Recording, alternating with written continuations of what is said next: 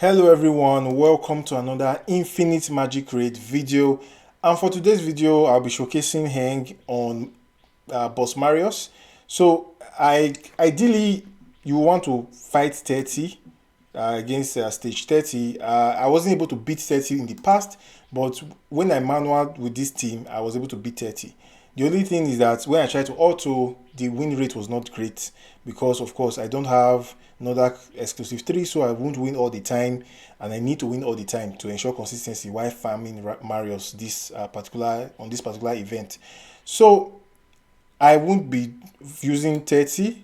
If I want to manual it, it will take a long time, but yes, it's achievable. You can use that team to beat 30, but of course, you are better off having Nodak at E3 and maybe your Jin at E3 as well to have consistent results.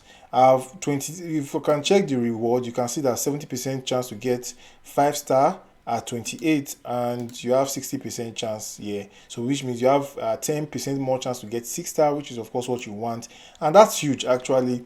But I would say farming 28 has been straightforward for me. Very easy to farm 28 with that team. 29 I've not actually tried, so for this video I'll be trying stage 29. Like I said, 30 is possible, but it's not going to be consistent with my current level of stats. If I improve stats, improve exclusive for Nodak, I think, yeah, I'll be able to farm 30 more consistently. So, of course, those of you that have Mamook or some of those other better defense and support characters, yeah, you probably have a better time on this fight.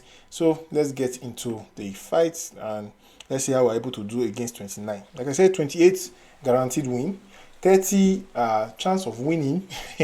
Yeah, I just found out that my Jin is hitting really hard recently.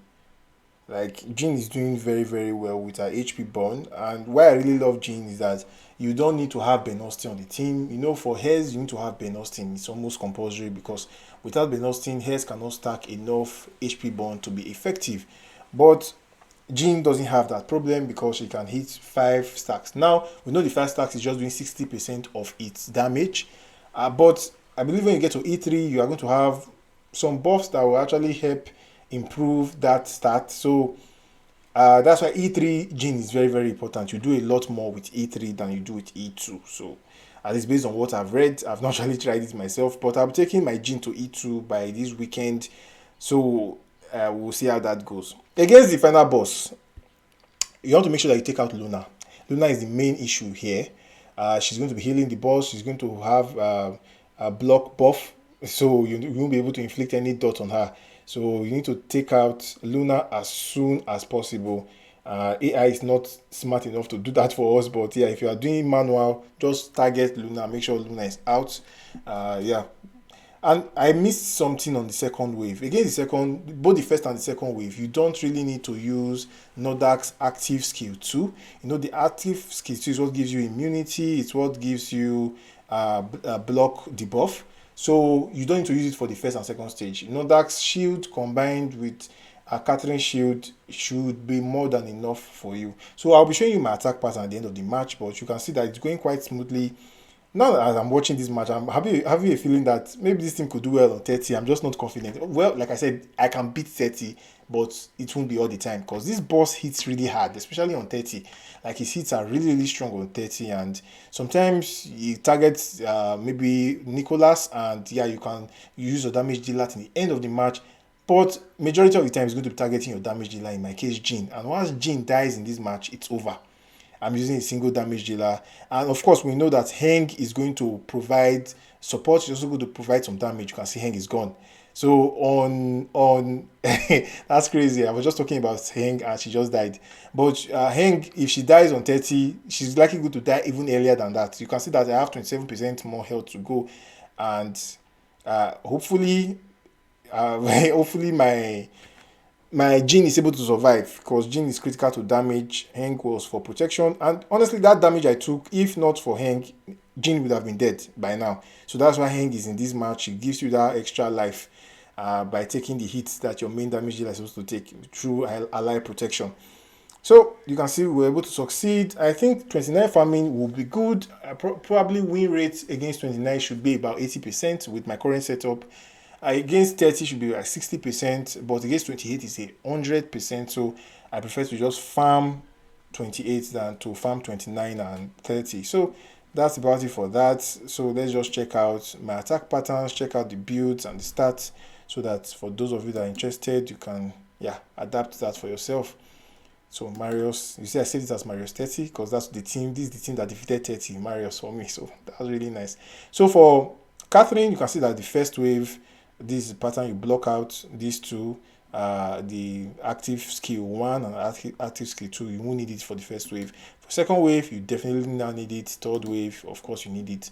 And these Catherine stats. These are the equipment. I'm going with feather set equipment. Got this for free from campaign. These are the artifacts: HP, healing effects, and speed. Then combat vanguard aura at level 1. Then this is my Catherine's emblem. You can take a shot if you need. I think that's about it for that. Nordak, wave 1. Disable the second active skill. Enable the first active skill. This shield is important. Wave 2, the same thing. Shield, no active skill 2. Wave 3, enable, start with the, this active skill 2, then active skill 1 as well. These are my Nordak stats. You can see, not great. For Nordak, this health is not great at all. But hopefully we'll get to E3, we'll get more health on stats and also get more health from his passive. Yeah, these are the stats. These are the equipment, artifacts, defense. This defense could be health anyways, now that I think of it. Could be health, but it does defense damage, so I guess I'm leaving that. Defense could also be health, and speed. Definitely you want speed on the third artifact. Dwarvin's blessings, very, very important. Gives me 8% health in Dwarvin runes, which is this mode, and gives me 50% more in Dwarven runes. So I'm basically getting 12% additional health in this match. So that's why I was able to get up to 635. Yep. The emblem, for those that need it, this is my emblem on Nordak. For Nicholas, this for wave 1, you don't want to use this active skill 2, save it. For wave 2, also save it. Then for wave 3, first thing you use. So very important, because you want to freeze Luna. If Luna doesn't freeze, that's a problem. So that's why 30 is tricky, because on 30 she has more effect hits. So let's check the equipment. These are the equipment. Then the artifacts. You can see not great, but at least it's working, it's viable. These are my Nicholas stats. Hitmaster aura, and this is his emblem. So let's check out Heng'E. First wave, lockout active skill 2. Second wave, lockout active skill 2. Third wave, use active skill 2, but start with active skill 1 to basically apply this defense on all your characters, and so that you can counter attack. So just start with this, then you can use this next to improve your skill damage and do more crit damage. So these are the stats on my Heng'E. I see I'm going for effect. Okay, not effective, sorry. Effect res. Yeah, effect res. HP. Some speed, but yeah. She counters attacks, so the speed may not really be necessary, but you can see I still have speed here. So I could change this to HP.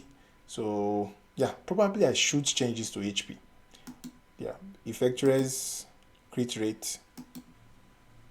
These are I'm using dexterity sets, using tough set, but preferably tough set all through. Dexterity set is for speed, but tough set gives you more in terms of tenacity, gives you more HP. So I don't have enough tough set. That's the only reason I'm using dexterity. Dexterity is not really needed on her, because like I said, she doesn't really need that speed because of her counter attack. Yeah, she could be the slowest character in the team and still do well for you. At least from my experience so far. I believe, gone through that recovery hunt to heal the whole team, because she will constantly be having this for free, bionic barrier. Then these are emblem. You can take a screenshot if you need that. Finally, Jean, wave 1. Okay, I just used one pattern, set this for overall, so it doesn't matter. She does AoE on her basic, AoE on her active skill 2, and yeah, so it doesn't really matter, just use that throughout the waves. These are stats: 542, effect hit 117, mastery 104. All of these could be better, but yeah, this is what I have at the moment. These are my equipment, my artifacts: usual mastery, effect hit, and speed. Mastery expert, of course, maxed out. It's elite, so it's easy to max out. Then the emblem. That's about it for the video, guys. If you enjoy my videos, smash the subscribe button. Tomorrow I'll be having a small summon session. I hope you guys will join me, and I hope you join me for luck. Anyways, I'll see you guys on the next one.